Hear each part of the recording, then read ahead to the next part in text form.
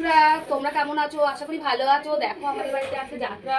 দশমীতে আমরা যাত্রা করি, যাত্রা শুরু করে তারপরে আমরা সবকিছুতে হাত দিই। রান্না বান্নাতে আমরা হাত দিতে পারি না। আজ যাত্রা, দেখো আমাদের ঠাকুর ঘর, গোপুসোনার লক্ষ্মী ঘর পাতা হয়েছে। দেখো আমাদের যাত্রায় কি কি লাগে।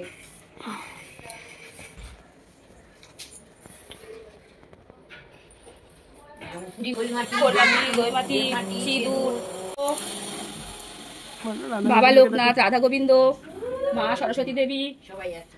তিননাথ ঠাকুর, আমার লোকনাথ বাবা, ভোলে বাবা, গৌরনীতাই।